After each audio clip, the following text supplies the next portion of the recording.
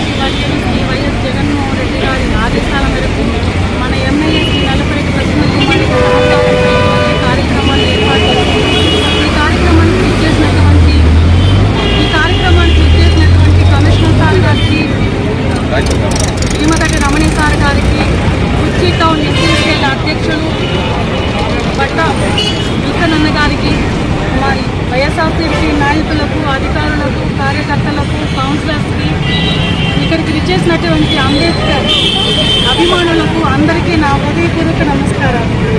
ప్రపంచ మేధావి, బడుగు బలహీన వర్గాల ఆశాజ్యోతి డాక్టర్ బిఆర్ అంబేద్కర్ గారు.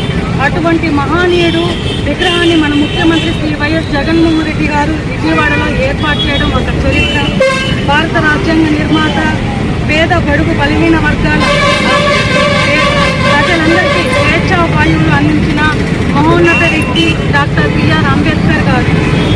తరతరాలుగా గుర్తింపేలా ఉండే విధంగా విజయవాడలో 125 అడుగుల విగ్రహాన్ని ఏర్పాటు చేయడం, అది మన ముఖ్యమంత్రి శ్రీ వైఎస్ జగన్మోహన్ రెడ్డి గారికి సాధ్యమైంది. డాక్టర్ బిఆర్ అంబేద్కర్ లాంటి మహనీయుల గురించి ఎంత చెప్పినా తక్కువే. ఆయన ఆశయ సాధనలతో ప్రతి ఒక్కరూ నడుచుకోవాల్సిందిగా కోరుకుంటున్నాను. నాకు ఈ అవకాశం ఇచ్చిన అందరికీ నా హృదయపూర్వక ధన్యవాదాలు. ఈరోజు చాలా ఆనందదాయక దినోత్సవం. ఎందుకంటే మన రాష్ట్ర ముఖ్యమంత్రి గారు భారతదేశంలో ఎక్కడ లేని విధంగా 400 కోట్ల రూపాయలు వెచ్చించి మన రాజధాని అనేటువంటి విజయవాడ నగరంలో మనుస్మృతమైనటువంటి గార్డెన్లో దాదాపు 125 అడుగుల మహోన్నతమైనటువంటి విగ్రహాన్ని ఏర్పాటు చేయడం చాలా ఆనందదాయకం. ఎందుకంటే ఎంతో మంది చెప్తా ఉంటారు, జగన్మోహన్ రెడ్డి గారు మాటిస్తే తప్పనటువంటి వ్యక్తిలాగా ఈరోజు 125 అడుగుల బొమ్మల విగ్రహాన్ని రేపు 19వ తేదీ విజయవాడలో స్థాపించబోతూ ఉన్నారు. ఇది చాలా ఆనందదాయకం. ఎందుకంటే సమాజంలో ఉన్నటువంటి అసమానతలను తొలగించాలి, అంబేద్కర్ యొక్క గొప్పతనం సమాజంలో అందరికీ తెలియజేయాలనే లక్ష్యంతో మహత్తరమైనటువంటి కార్యక్రమం చేస్తారు.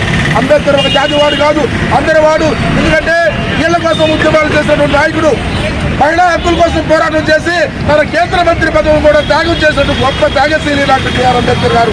ఈరోజు భారతదేశంలో రిజర్వ్ బ్యాంక్ వస్తుందంటే దానికి ముఖ్య కారణం డాక్టర్ బిఆర్ అంబేద్కర్ గారు. అంతేకాకుండా పనిగంటలు దాదాపు ఉదయం నుంచి సాయంకాలం దాకా పనిగంటలు ఉండేది కాదండి. శ్రామిక విధానం, శ్రామిక సంపద శ్రమంతా కూడా దోచుకుంటారు. ఖచ్చితంగా 8 గంటలే పనిగంటలు ఉండాలని చెప్పి నిర్ణయించినటువంటి మహారోజు. అయితే భారతదేశంలో ఉన్నటువంటి అన్ని వర్గాల ప్రజల యొక్క యోగక్షేమాన్ని గుర్తించుకొని అన్ని వర్గాల ప్రజలకు ఆమోదదాయకమైనటువంటి ఒక మహోన్నతమైన గ్రంథాన్ని రాసినటువంటి గొప్ప వ్యక్తి డాక్టర్ బిఆర్ అంబేద్కర్. మన ముఖ్యమంత్రి వారు సమాజంలో అసమానతలు తొలగించాలంటే ఖచ్చితంగా అందరూ కూడా విద్యావంతులై ఉండాలనేటువంటి దృఢ సంకల్పంతో ఈరోజు ప్రభుత్వ పాఠశాలన్నీ కూడా ప్రైవేటు పాఠశాలగా తీర్చిదిద్దుతున్న గొప్ప వ్యక్తి డాక్టర్ మన రాష్ట్ర ముఖ్యమంత్రి వారు. మరి ఈరోజు ఒకప్పుడు ఏప్రిల్ 14వ తేదీన ప్రభుత్వ అధికారులు పిలిచి, సార్ అంబేద్కర్ బొమ్మకు మాలేస్తున్నారంటే మా మీటింగ్ ఈరోజు మన రాష్ట్ర ముఖ్యమంత్రి ఒక జీవో ఓపెన్ చేసి ఆంధ్రప్రదేశ్లో ప్రతి కార్యాలయం కూడా ఖచ్చితంగా అంబేద్కర్ స్టాచ్యూకి మాలేయాలి, ఒక పెద్ద పౌరత్వ కార్యక్రమం కూడా చేపట్టాలి, ఒక జీవో ఇవ్వడం చాలా ఆనందదాయకం. అభినందన దళిత సంఘాల ద్వారా ప్రత్యేకమైనటువంటి ధన్యవాదాలు తెలియజేస్తున్నాం.